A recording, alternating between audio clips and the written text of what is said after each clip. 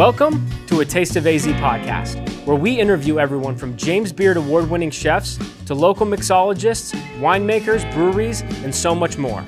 We've got an awesome episode lined up for you today. But before we get into that, head to atasteofaz.com so you can subscribe to our quarterly magazine and email newsletter to find all of the best places to eat and drink around town. Don't forget to follow us on social media. Now let's get into the episode. Hello, A Taste of AZ listeners. We are here today at one of my favorite restaurants in the Valley. And one of mine. Yes, it is. It's an amazing spot, and it's kind of new on the Phoenix restaurant scene, but I'll let my guests here go ahead and introduce themselves and where we're at today. I am Chris Wolf, the executive chef. And I'm Josh Martinez. I'm the bar manager. And where are we exactly? Sandfish in Phoenix. And this is technically the Melrose District, right? Exactly, yes. Okay, but this is not the original home of Sandfish. Where does Sandfish come from? So actually it started in Palm Desert as venue, and then it branched out into Palm Springs. And it's been open for, I believe, 5-6 years now. Yeah, I believe so. And so my first experience was about a year ago now, it feels like, and Christina reached out to me and said, hey, there's this awesome new restaurant that you got to check out. So it was a media evening. And, you know, sometimes those can go either way. You don't really know what to expect. And I was immediately wowed, not only with the quality of the food, but kind of the different take on the dishes that you guys serve here. Chef, would you give us a little bit of a rundown of what the ethos of Sandfish is? I mean, simplicity at its finest, but just, you know, making things a little bit more complex within every single dish. You know, I strive on simplicity. It's so easy to have 1,000 ingredients and make everything taste good. But when you can take 3 or 4 things, really let, you know, a couple things shine. So you're big on letting the ingredients speak for themselves and you just guide them along the way. Absolutely. Yes. And serving sushi, that's kind of like the perfect vessel for that ideology, would you say? Absolutely. Yeah. And I'm pretty fresh into it myself. I mean, this is 6 months for me now. French Mediterranean is my background. So yeah, it's definitely a curveball, but a learning experience. Which would have seafood preparations, but very different than what you do here, right? Absolutely. Yes. Do you work any of those ingredients into any of the dishes? I know you've done specials before. I have. Yeah, I try to cross-utilize everything. And we're actually working on a few new menu items, but, you know, just try to keep everything fresh and exciting. And so let's start with this one right here, just to give people a sample, so to speak, of what you guys offer. What is this roll that you have here? So it's kind of names speaks for itself, the Sandfish roll. So inside you have kanikama, or imitation crab, spicy tuna, avocado, topped with potato threads, truffle dust, and scallion. And this one is probably one of my favorite sushi rolls because it's like the texture on it is maybe one of the most appetizing textures of a sushi roll. I know after that night, that friends and family night, when I was asking people what were some of their favorites, that came up in almost everybody's conversation. Yeah, I'm not surprised. What are some of the other most popular rolls that you guys have here? Definitely the venue roll, summertime experiment. I mean, just super fresh, super, you know, bright. What is the venue roll? So venue is going to be spicy tuna mix, gobo, which is a burdock root, cucumber, topped with salmon, torched with spicy mayo and eel, and then some flying fish roe. So. That sounds delicious. And I got to say my favorite on the menu is probably the cocoa, which is another pretty interesting roll. Absolutely. But besides the sweetened coconut on it, what else is in the cocoa? So that gets shrimp tempura on the inside, the imitation crab, avocado, and then the yellowfin tuna. Which, if you are looking for like a unique set of sushi rolls, those two are some of my favorites that I've ever had before. But if you guys could kind of expand on the gentleman who founded Sandfish and what is so significant about him starting a restaurant like this. Would you like to take over? Sure. So Engin is our owner and chef at heart. He's a great guy. He is Turkish, which is kind of interesting as well. But he just like fell in love with sushi at a really young age. And I believe he's classically trained as well. Yes. I know once he really starting out, like I believe he started entering some like competitions and stuff like that, and started really gaining like a big name for himself. And then he started out with the venue and just kind of blew up from there, especially when he opened Sandfish. Sandfish was really like the taking off point. A lot of people that have come in here have been to the Palm Springs location. And if they haven't been to the Palm Springs location, they've heard about the Palm Springs location. So they've tried it. They've come to try us here as well. And it's Sandfish Sushi and Whiskey because he's a big whiskey fan. That is very true. And I've had your cocktails before, and they're pretty amazing. I still think of that. Was it Cherry Blossom Negroni? You made me one night. Yeah, we have some interesting options on the menu as far as the beverages are concerned. Since we are technically a whiskey bar, that's what we specialize in. I've got over probably 200 whiskeys, 50 of them being Japanese. Wow. So I would argue we probably have one of the best Japanese whiskey selections specifically in the state. But outside of whiskey, we have everything else as well. We've got vodka, gin, I've got Amaros, cordials. I'm always playing with fun stuff back there. So even if you're not a whiskey fan, there's something here for everyone. And what is it that makes Japanese whiskey unique? Ooh. Well, Japanese whiskey is the closest to Scotch. That's how I like to describe it to people. They learned how to make whiskey from the Scots, or like in the early 1900s. The difference is there's similarities, but there's also a lot of differences. Like Japanese whiskey, a lot of them are going to be blended, which we kind of look down upon here in the US because a lot of times brands will basically do blends and then put things that are like not great with things that are semi-great to try to make like a better product. Yeah, exactly. Like whereas the Japanese, they take very, very high quality whiskeys, and then blending is like an art form to them. So a lot of Japanese whiskeys are going to be blended, but they do have single malts as well, higher age statements. They're also a little bit harder to come by. There's, let's say, like a lot of demand for Japanese whiskey, but there's also not a ton of producers. So they're a little bit harder to come by as far as like what you can get at, say, like your Total Wine or Bevmo or something like that. There's also a little bit more nuances with Japanese whiskey, I find, than like, say, a Scotch. Well, it's interesting too, because like I always thought it was funny that blended whiskeys are looked down upon, because if you think about it, it seems like it would be easier to make a superior product when you're blending them, because you just have so many more tools to work with instead of just kind of one set liquid that you have to then distill into a certain flavor. But yeah, speak a little bit about your guys' cocktails as well, because I was in last week and it was the matcha one. I don't remember the name of it, but I've never had a cocktail like that before either. I appreciate it. It's the Brumosa. So yeah, I changed the beverage menu probably around 3 months ago or so. Pretty much did all new cocktails, added some great wines, some awesome sakes, switched up the beers as well. And the cocktails are all based around Japanese ingredients for the most part. Definitely some, I would definitely say we have more whiskey cocktails than anything, but we have, vodka, tequila, gin cocktails as well. The cocktail that you had is reposado tequila, mezcal, a pineapple matcha syrup that I make. There's also a Thai chili tincture in there that I make with overproof rum, and then a little bit of blanc vermouth. So it's almost like a spicy margarita that has some like tropical vibe to it, but martini style instead of like on the rocks. That one's really, really popular. Yeah, and you have an omakase option on the cocktail menu, don't you? Yeah, that's very, very popular as well. So if you're looking at the list and nothing is kind of like jumping out at you, you can always give me a spirit, a flavor profile, and then I'll just kind of make you something on the spot, which is really fun to do. I mean, any and really bar, fun to drink. Exactly. Or at least I hope so. That's my aim, at least. But it's always fun to get like a bartender's choice. But you don't see that on a lot of menus. So it's almost like you have to take the risk of like asking a bartender of like, hey, do you mind just making me something? Whereas here, just it's right there for us.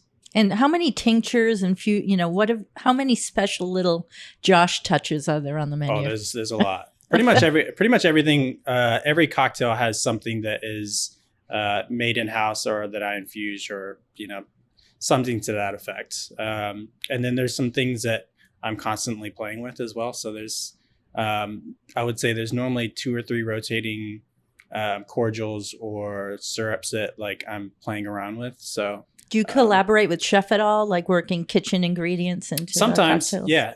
Like I'll always ask him, what he has coming in, if he's working on something that's like interesting to me. And that's what's kind of fun about being in a small kind of quaint restaurant like this, is like we get to collaborate with what I'm using in the front versus like what he's using in the back.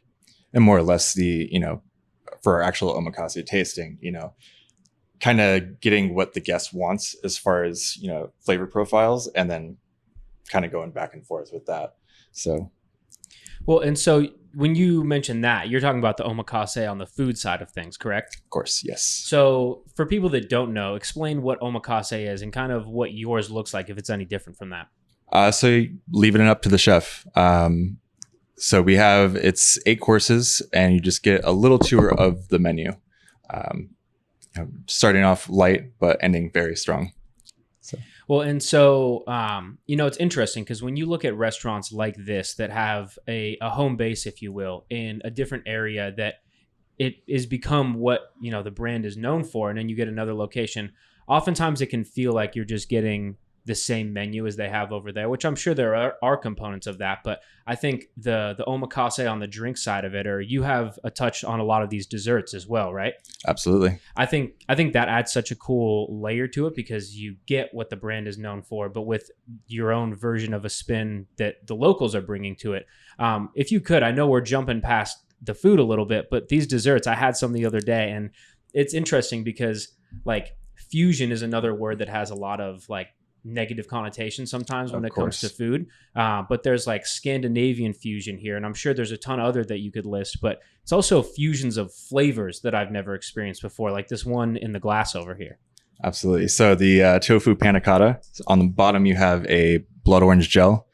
Inside that panna cotta, obviously tofu, a little bit of vanilla and honey for that little floral note, and then a coconut streusel with a mango coulis. So tofu, a very Japanese ingredient, but had to work it into a dessert. Not a pastry chef, but it sounds like you have a lot of fun with it, though. I do. Yeah. I get a little crafty in the kitchen. Well, it's interesting too, because you mentioned that you came from a different type of training, but it sounds like, it's not only the techniques, but of course the ingredients that come along with that as well. Are there other ingredients like the tofu in this that you've found cool ways to incorporate? I mean, yeah, just anything seasonal. I'm ready to, kind of branch out and, get a new feel for, new dishes and what people are going to like. And circling back to the drink side of the omakase, like when you're making these, is it cocktails that you kind of have up your sleeve and you know what you're going for? Or are you kind of going on the fly and coming up with something? It's a little bit of both. I've been bartending for, I think, around 15 years now. I always preach to bartenders that you should always have a good foundation of classic cocktails. If you have a good foundation of classic cocktails, then really you can kind of branch out from there. Classics are there because, they're like tried, true, and tested. So a lot of times, like, it just depends, we'll get what's fun about being here and about being a bartender because of the omakase. Sometimes you'll get some very strange requests and you have to be very, very creative on the fly. But then sometimes, they're very easy. If it's like a vodka, gin, citrusy, not too sweet. Yeah, I've got plenty of those. But then You've got it covered. Exactly. But then sometimes I'll get like whiskey, mezcal, dry, spirit forward. And then my brain has to go, okay, he wants whiskey and mezcal, but he doesn't want it, sweet, spirit forward, dry. Those things kind of like throw a curveball, especially when it's busy. But I enjoy that. I was going to say, do you like the challenge I of do. that? I do. Because so we need to come in and come up with weird things to suggest. On the busiest day of the week. Come test Right, me. when you're really we thrive busy. under pressure. 10 omakase drinks, please. Yeah. But it's fun. It's a lot of fun to make drinks on the fly, and it also helps with the menu as well. There's definitely omakases that I'll make that in the back of my mind I might be working on a cocktail for like a menu update, and it's kind of like a testing ground, if you will. So is there one that comes to mind? I know you mentioned one before, but is there one that comes to mind that you thought, how am I going to make this work? But then you ended up making a drink that you were proud of? Last night, actually, I had a friend of mine come in, Paulo. He asked me for an Amaro cocktail, but he wanted it like slightly boozy, not too sweet, something interesting. So what did I do? I do a blend of Amaros here that go into our Manhattan, which is like probably my favorite cocktail on the list, to be honest. But it's a blend that's kind of some very bitter cocktail or very bitter Amaras, a little bit more on the sweet side, and then kind of right in the middle. So I did that with a little bit of bourbon, Amontillado sherry, Bigale China, which is like a very old like orange bitter liqueur, some black walnut bitters, and some Angostura bitters. Are we all thirsty now? And yeah, it came out like a really bitter, but smooth, almost Adonis or like Manhattan in a way.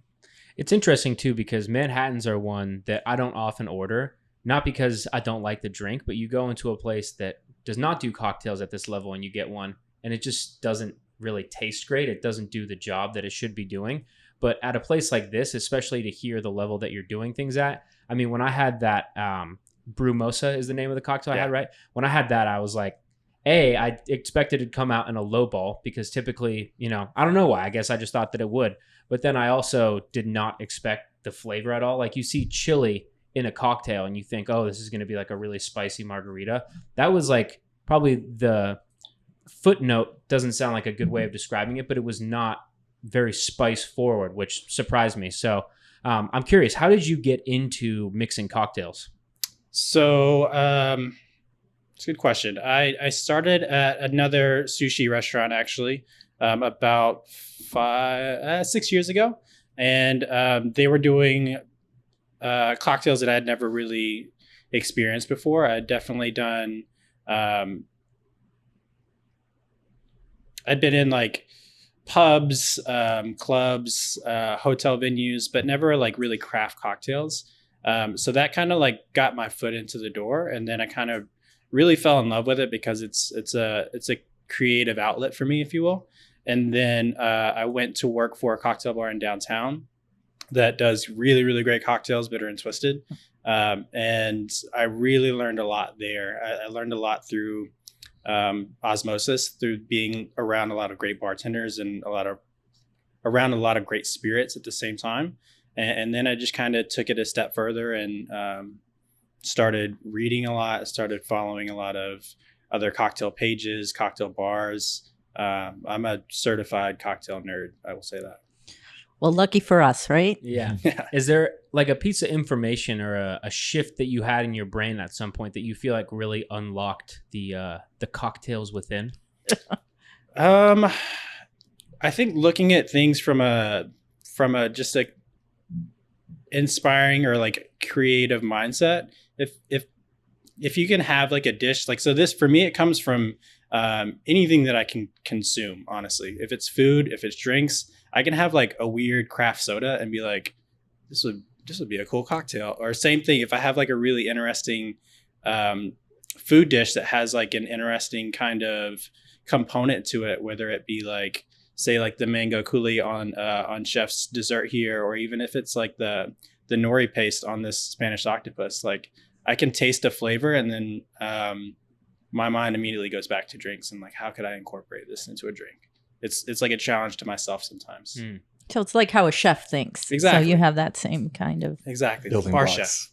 Yeah. I am very far from someone that you want to be mixing cocktails for you, but that was kind of one of those things for me that I don't know how many great cocktails I've made from it, but thinking like a chef and focusing more on the flavors than, trying to, for a noob like me, trying to understand all the different ingredients and how you can mix them in traditional drinks and whatnot. It was more so just going with what seems like it would taste good, which sounds straightforward, but it is one of those things that kind of clicks at a certain point. At the end of the day, like that's what you want, right? I mean, you want the drink to taste good. It can look pretty and have all the bells and whistles and all the garnishes, but if the drink doesn't taste good, then what's the point? Absolutely. Have you ever done a cocktail omakase pairing dinner?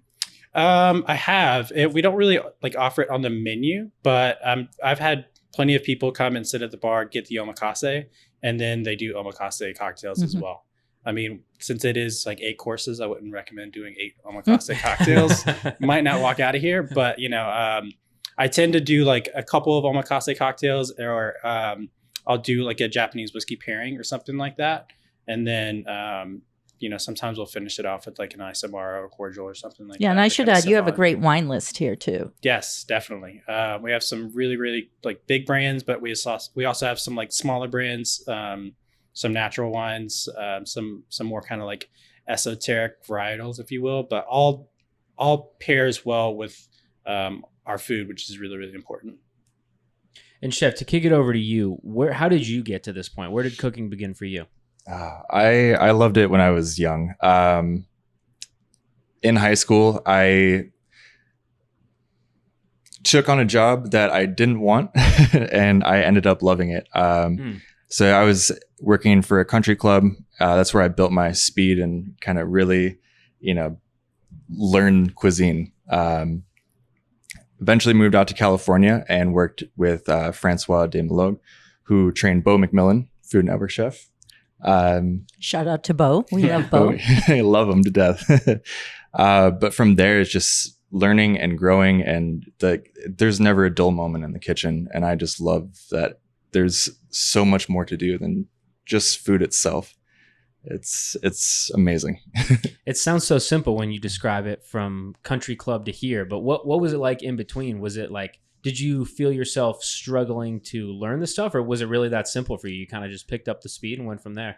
Oh, I was totally fresh into it all. I mean, yeah, you kind of have to fail, and failure is a huge part. And that's kind of what I instill in my staff too. I don't purposely let them fail, but it's a building block. There's no better way to learn. Yeah. You have to fail, because either you bounce back from it or you don't, and that's what kind of really makes and breaks really great chefs.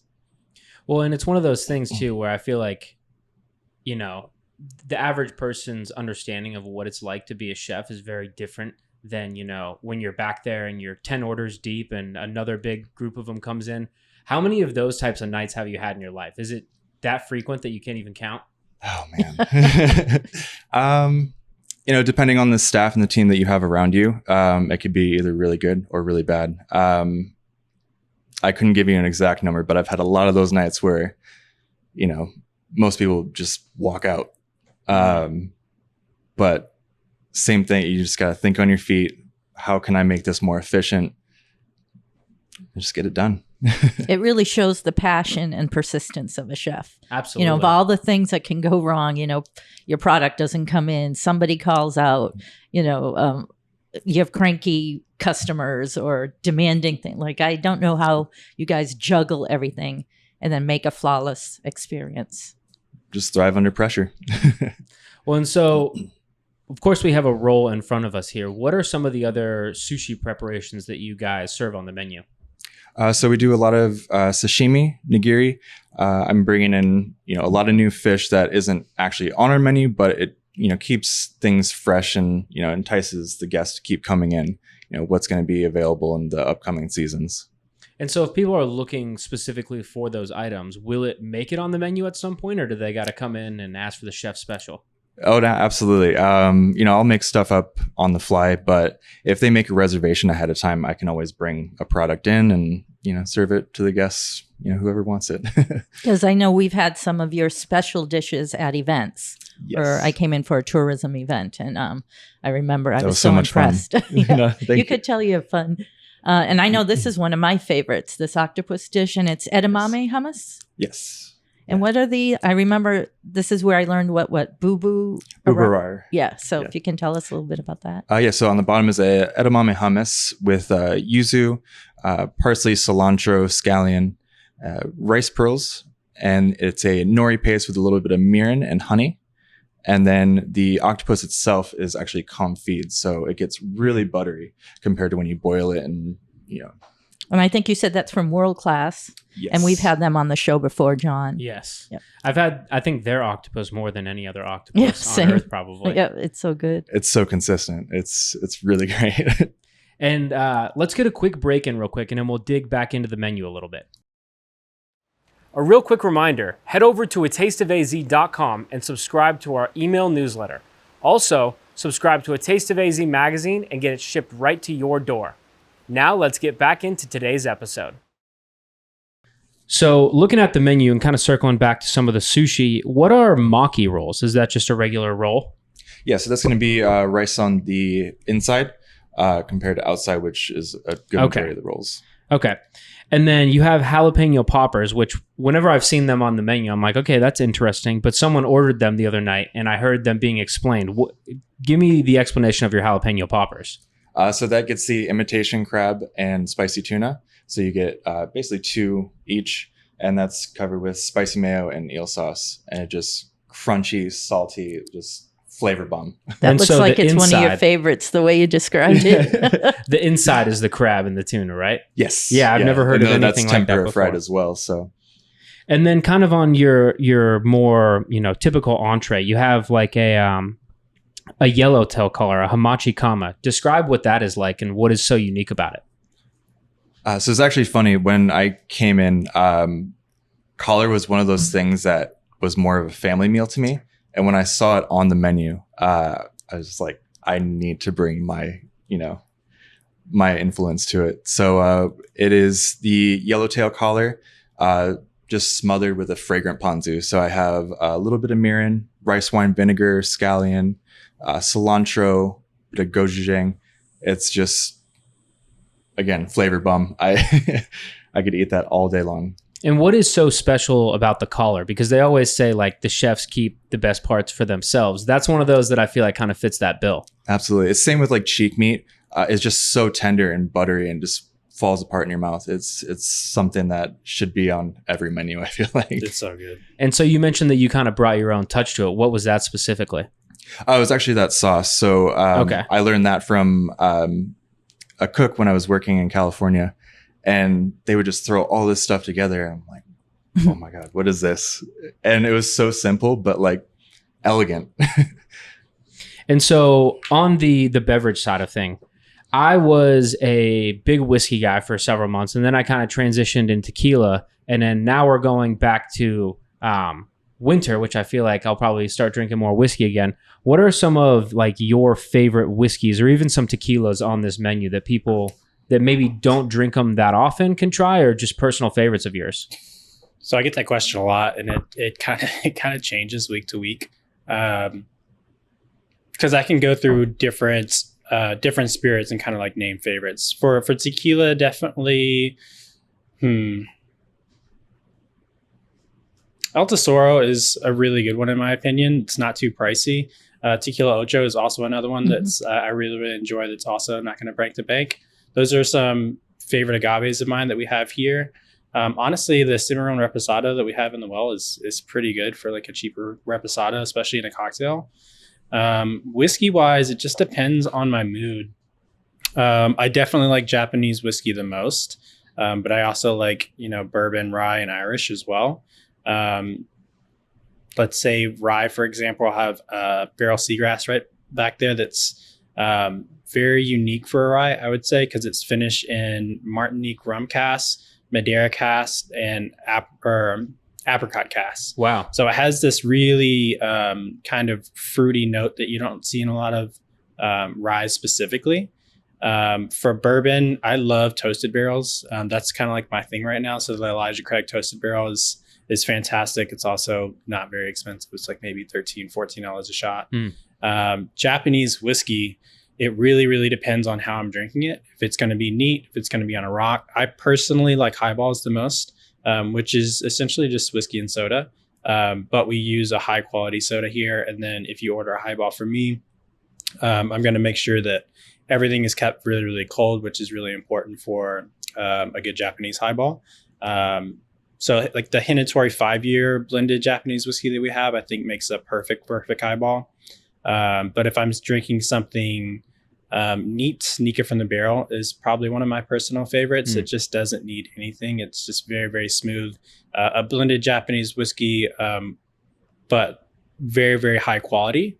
And then if it's say something maybe on ice, we have a new Japanese whiskey that I brought in a few weeks back called Ikiko. It's a 8-year Japanese whiskey that's finished in sherry casks. So it has a bit of a sweet and dry note.